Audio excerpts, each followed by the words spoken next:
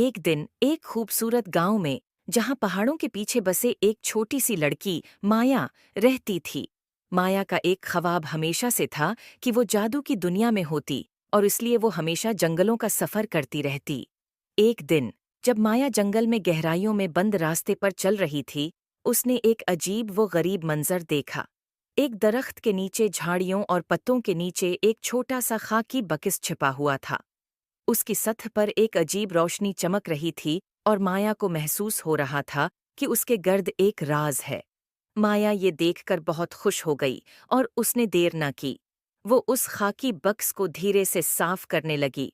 जैसे ही माया ने उसे खोला, एक नर्म सोने की रोशनी बाहर आ गई।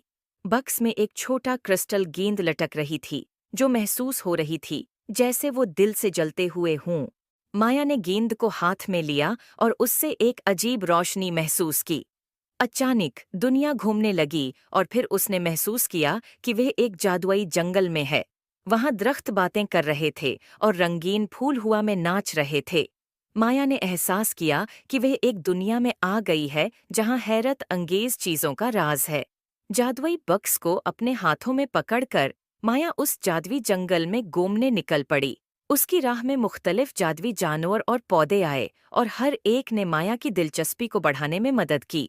आखिरकार माया जादुई जंगल के दरमियान तक पहुंच गई। वहां एक शानदार क्रिस्टल का महल था, जिसकी टावरें धूप में चमक रही थीं।